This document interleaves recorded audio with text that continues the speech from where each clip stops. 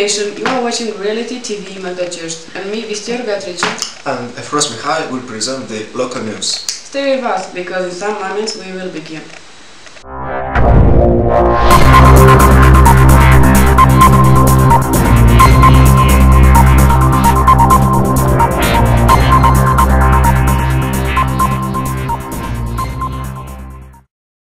The budget of a city grew from $200 million to $1 billion, and give us another big cities like Chisinau, Bucharest and even Brussels. And now there has appeared a question: which city should be the capital of Moldova? We decided to ask people what do they think about this.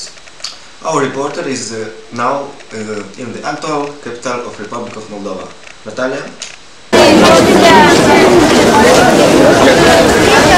Yes, hello. Now we are in the central market and we are going to know what do people know about this event. Which city should be the capital of Moldova? I don't know. How about Magdachești? Which city is the most beautiful from Moldova? Magdachești. Do you know which is the richest city from Moldova? Magdachești это особое село, особое положение всех наших видов. Which city is the best from Moldova? It's obvious. It's Magdachești. It's the most beautiful city. It's the most colorful city. The people there are the best. Yes, I would love to live there actually, but I don't have the chance to do it now. So yes. Okay, thanks very much. Which city from Moldova is the best? The Magdachești is the best city in Moldova, I think so, and it must be the capital of Moldova. Thank you. I think that Magdachești is very beautiful city, and it can be a capital of Moldova. Thank you. Thank you.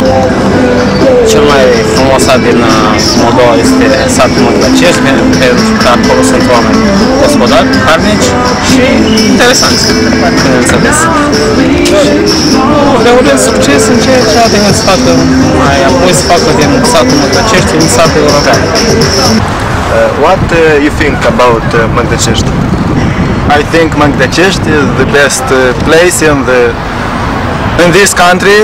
I think Magdachești should be the capital of Republic of Moldova because this actual capital Chisinau is very dirty, full of dogs, but Magdachești is the best.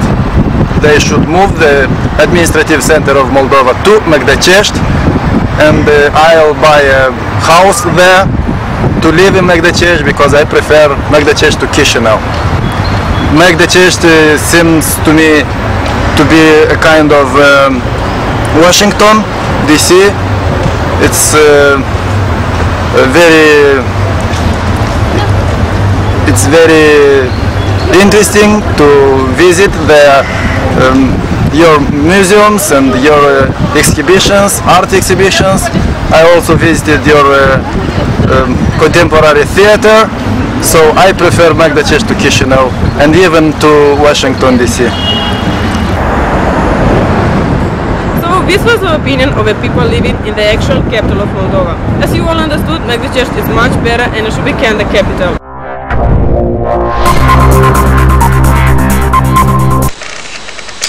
And now news from political life or sport, we don't know.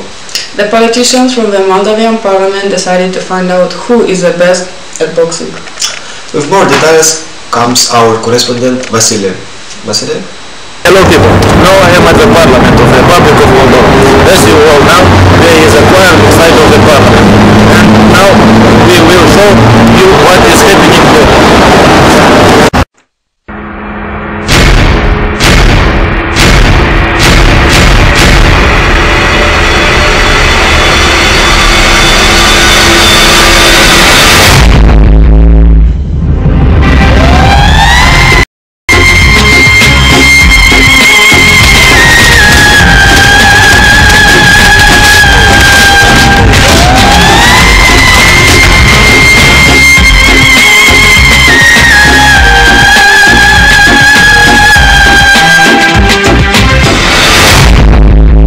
Were you trying to get crazy with this scene? Don't you know I'm loco?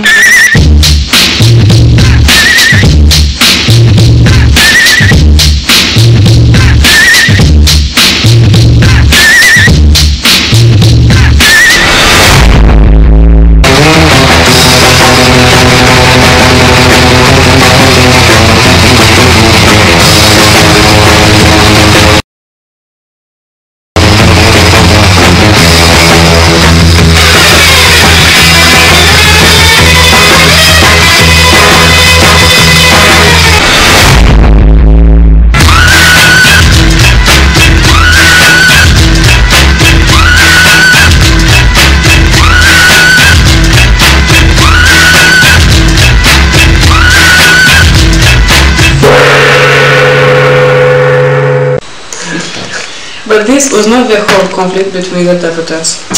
They could not solve the conflict inside of the institution and decided to go outside in the park of Stefan cel Mare to continue the fight. Please keep the children away from the TV.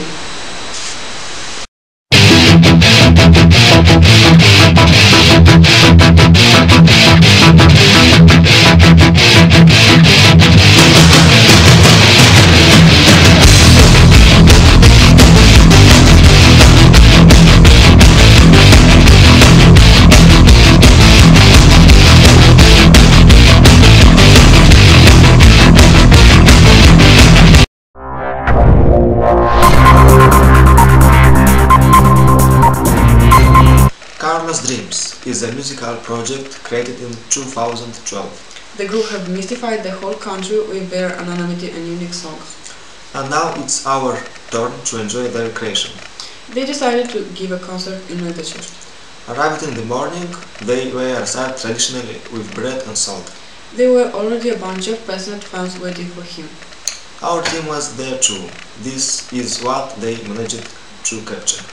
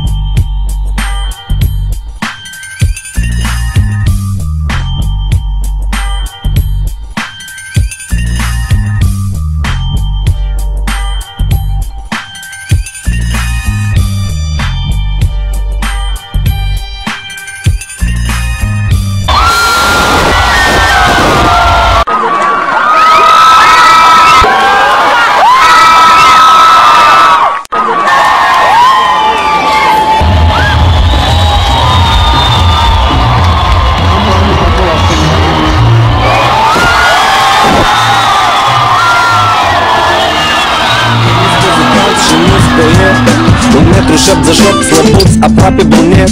O facultate, aproape 28 de ani. Și după fiecare vineri stau fără bani. Am doi prieteni, Vana și Cornel. Ne știm de când ne spune mama hopa copeșel. Îmi place când e totul bine, liniște și pace. Să dorm pe la 10 și 11 și sâmbătă îmi place. Îmi place cum văd copiii micuți zâmbind. Îmi place ordinea când nimeni nu se bagă fără rând. Îmi place când șoferii se stimează. Iluminarea de pe stradă îmi place când e ceață. Îmi place să mănânc gustos. Nu-mi place vorba lungă, fără de folos. Îmi place vara când e sub 30. Îmi place zâmbetul moșul meu Alioșa când mă cheamă în beș. Îmi place aerul de dimineață. Mirii cu mire se îmbrați. Îmi place vinul moldovnesc. Nu-mi place și mă tem o leacă să îmbătrânesc. Îmi place să fumez peste un ceas după mâncare. Îmi place când îți cu mașină să văd locuri de parcare. Îmi place ceaiul chinezesc, Chopin îmi place, Brahms și dansul moldovnesc. Nu-mi place cum se ceartă frații. Îmi place când se împacă toți. Respect soldații și ofițerii și angajații de la ministerii. Cu un coleg de pe la școală să mă văd primesc plăcere. Why did you come in Măgdăcești? I come in Măgdăcești because this is a very beautiful town. I love very much Măgdăcești. This is very impressionated many interesting people. I love Măgdăcești. întorc, nu prefac, dar tot îmi place. Și vreau să las formatul de vreo 4 ani încoace. Nu-mi plac proștii, leneșii și mincinoșii, pseudo-intelectualii și fricoșii. Eu nu-i urăsc, sunt tolerant și ca la fratele doresc în timpul liber mai citești o carte. Și mă gândesc cum ar fi.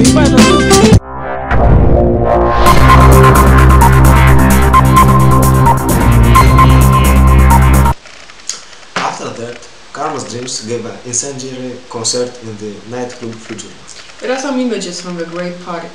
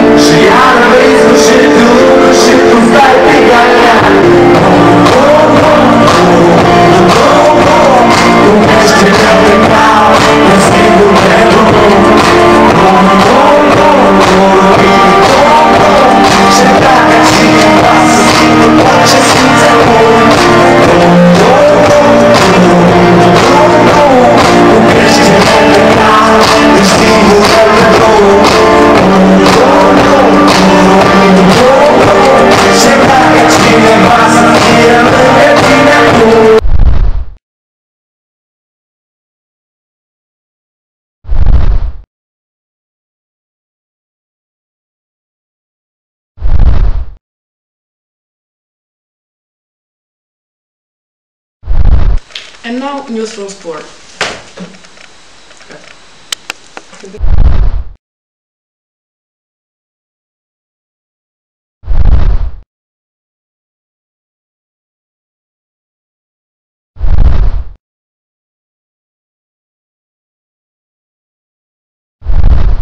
The national football team of Moldova won the derby with Spain. Score 5-0. Lovește mai tare pidacul meu la orice vreme și împotriva suntem o singură echipă.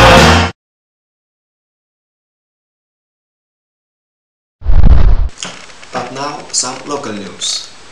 We will see how people from the church practice sport. About what we are talking about, will tell our reporter, Vasile. Hello, now I am at the best sportive complex from Moldova, which is situated in Magdachești. And now we will talk to the owner of 3 international prizes at running, won at the Olympic Games from London in 2012, Anton Papugai. Hello, Anton. Hello. What is the key of your success? Oh, actually it is very simple. Police! Please! Oh my God!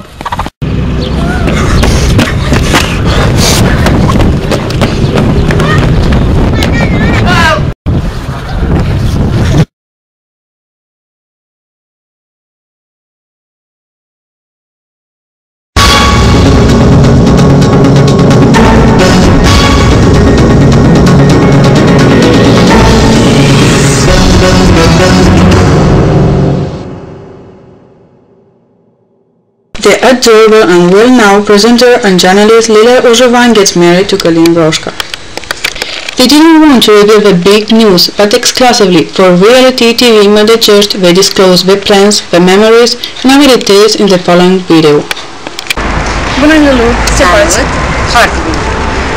Am înțeles că curând se apropie un eveniment frumos în viața ta. Poți să ne spui ceva detalii despre el?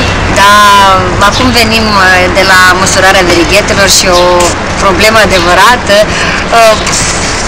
E o adevărată așa, magie nunta asta, dar o magie care îți aduce și foarte multe probleme pe cap, mai ales pentru oamenii care vor singuri să-și organizeze nunta, așa cum suntem noi, pentru că eu nu vreau să fie o nuntă cum o vrea cineva. Vreau să fie nunta mea până la urmă, pentru că e momentul vieții mele, nu e momentul părinților, nu e momentul prietenilor apropiați, însă vom încerca să împăcăm pe toată lumea. Va avea loc la sfârșitul lunii mai nunta. Am ales o locație cât mai verde, cât mai aproape de pădure, în Codri. Vreau să fie o petrecere, nu doar a noastră, ci și a invitaților. Ai auzit despre satul nostru din Becești? Eu am avut, apropo, și o nuntă acolo, în satul vostru, într-un restaurant foarte frumos. Eu sunt din Drochea, din nordul Republicii și de fiecare dată trec dar e doar centura, nu trecem prin centrul satului, să spunem că cunosc. Dar mi-e place să primesc acolo invitații în sat. Poate la o masă sau la vreo sărbătoare, ceva ce aveți voi. Să ne povestești cum ai făcut cunoștință cu soțul tău? Apropo, am făcut cunoștință cu soțul meu, cu logonicul, actualul logonic, pe aceste scări. Da, pentru că aici este primul sediu al televiziunii în care am muncit noi. Aici era cel puțin, acum MUSTV-ul are o altă locație. El era regizor de sunet și eu eram prezentatoare și reporter. Și în fiecare zi, colegi, după care am devenit prieteni foarte apropiați. Inimile noastre s-au apropiat și eu mă bucur că s-a întâmplat acest lucru în viața mea, pentru că sunt o femeie fericită, sunt o femeie iubită și știu că așa va fi. Cum crezi că va influența căsătoria cariera ta? Eu cred să devin mai deșteaptă, mai înțeleaptă, mai răbdătoare, pentru că o viață de familie asta aduce o oarecare calmitate și nu cred că se va simți gata, wow, ce s-a schimbat Liviu de când este măritată. Nu cred că se va simți asta, probabil se va simți mai mult înțelepciune, în special atunci când va aduce și un copil pe lume. Pardon, mă sună Mirile. Alo?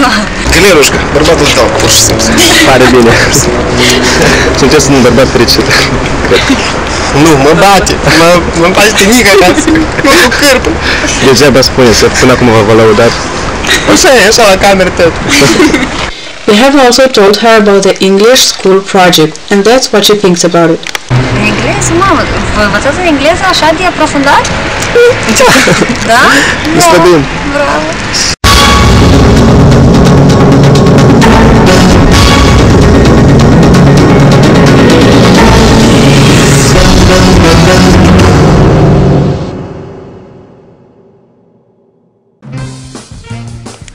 The biggest media trust for the Republic of Moldova, Journal TV, opened their doors wide for our team to show what's going on beside the curtains. The show, the department, the plateaus, the personnel, are not the only ones our eyes managed to see during the tour. The following images will talk by themselves. Enjoy!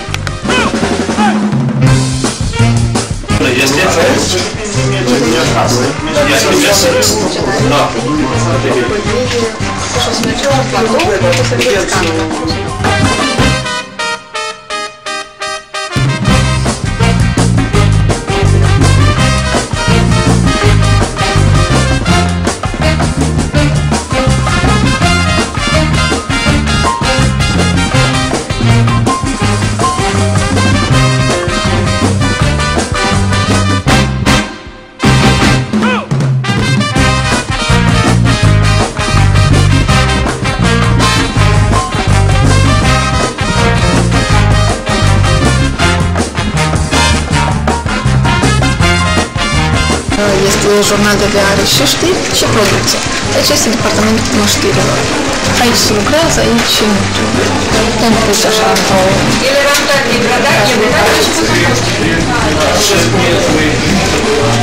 Profesorul de la știri, Corneliu Drăguțău.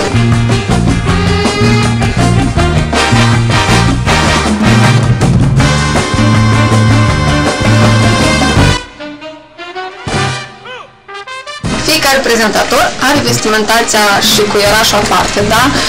Stella Bodiu, cine aici? Dorina Cojoca.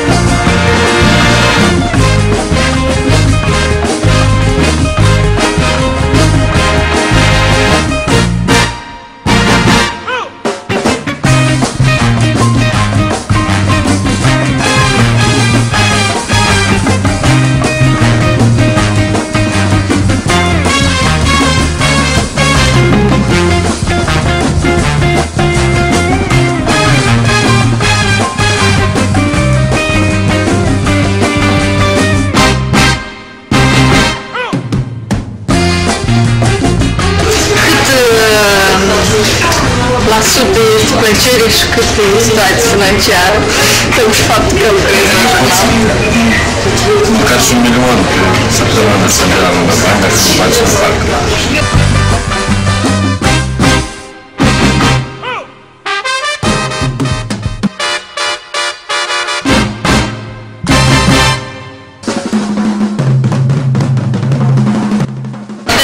La noi redacție mulți oameni vin, foarte mulți. Mai ales toți își doresc. Văzând din afară televiziunea, ecranul, toți își doresc și vor să vadă ce este în cealaltă parte, ce este în spate. E bine, ăștia care vin, dacă nu este jurnalist, la de săptămână, maxim 2 ore există. Își dă seama că aici fie muncești pe brânci și devii în timp cu efort major o vedetă TV, da, să zic așa, o personalitate în acest domeniu, fie pur și simplu câteva săptămâni îți schimbi profesia, îți schimbi jobul.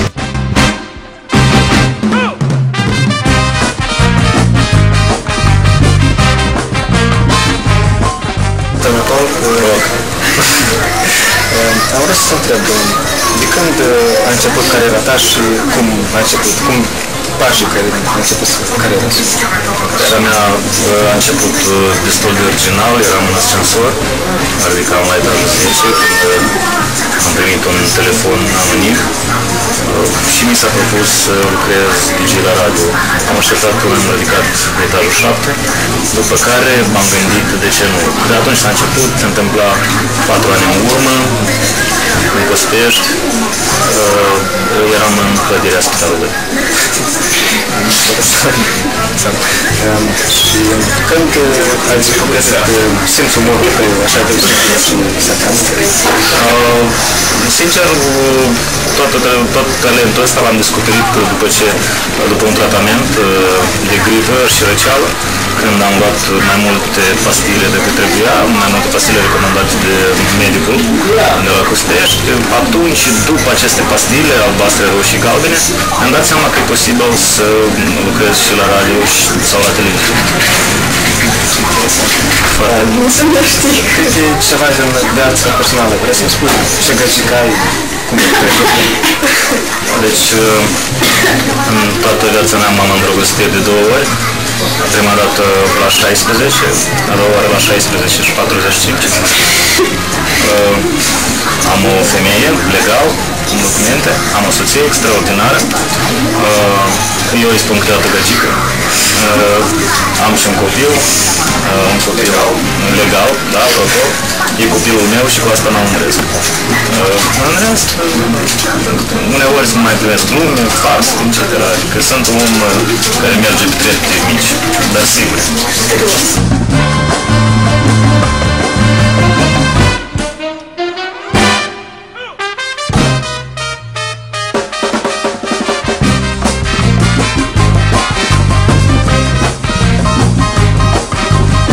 This tour was a great experience for beginnings in television and sound channel.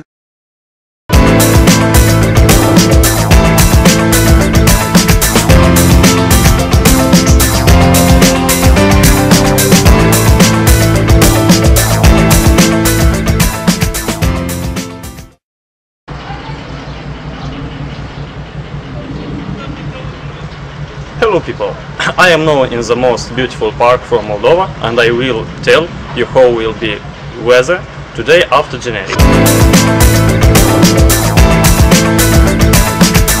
Today weather will be fine, will be very warm with no precipitation. You can go with friends, family for a picnic because today will be no rains.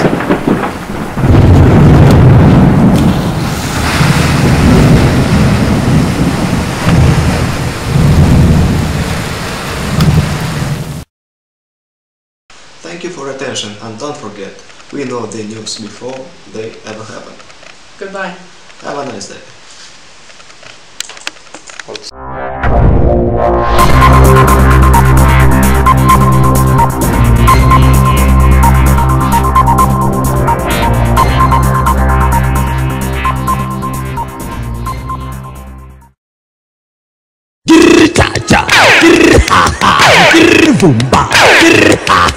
La la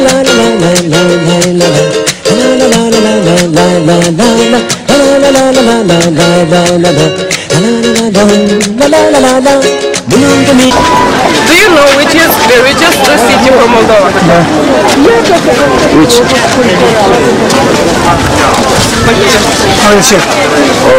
Thank you. Do you know which is the richest city from Moldova? Ismul Magdăcești. Thank you.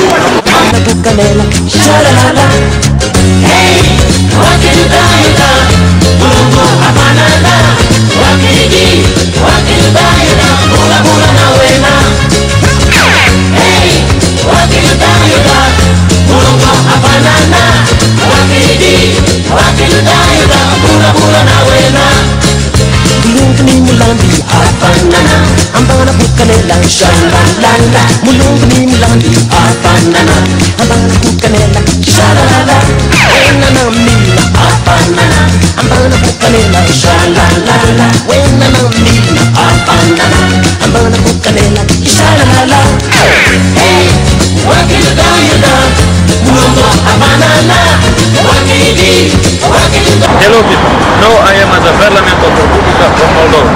As you all know, in the Parliament is the... Hello people. Eu pune la joc.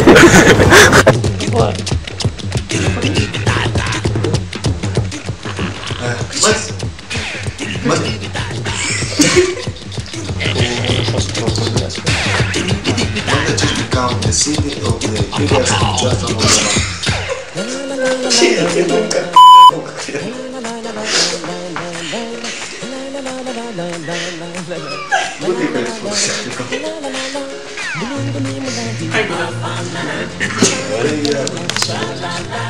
Magdăcești become the city.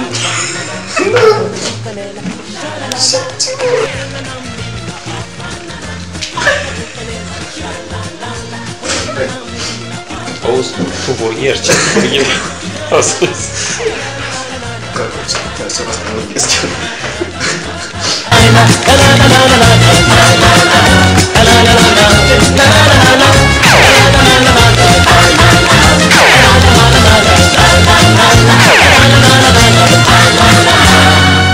Ambara cu canela,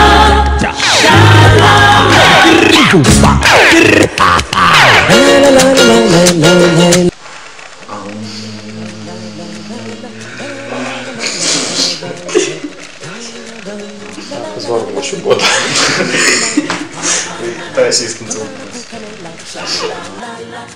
Mulandi apanana ambana bukanela shalalala wenana mina apanana ambana bukanela shalalala wenana mina apanana ambana bukanela shalalala. Our report has a great possibility to interview an animal. Este slăbită.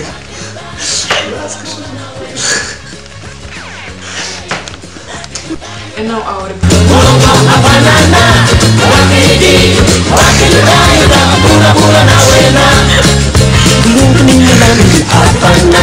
Ambana bukanela shalalala mulungni mulandi apanana ambana bukanela shalalala. And now our reporter has the great possibility to interview an animal.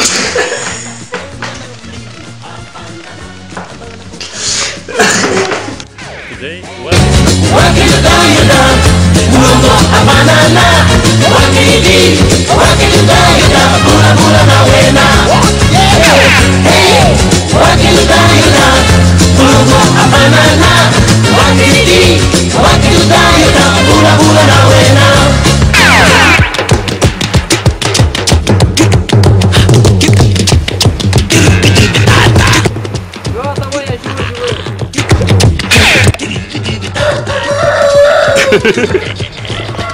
Ei!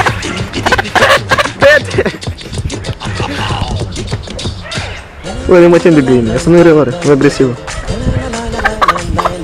Ia caută de ou. Are ou. Ne. Canela shalalala mulungni mulandi apanana ambana bukanela shalalala wenana mina apanana ambana bukanela shalalala wenana mina apanana ambana bukanela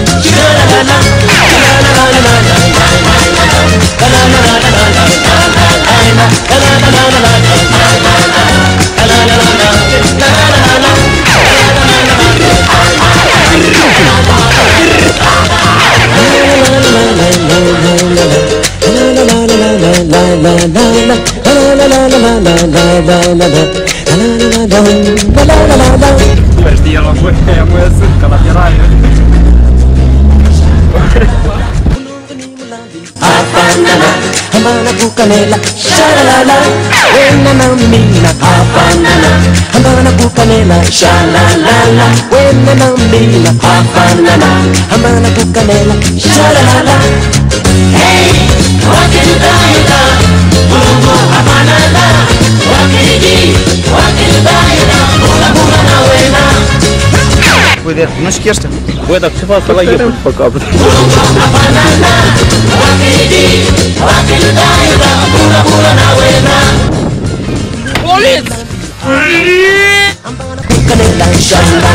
Oh my God!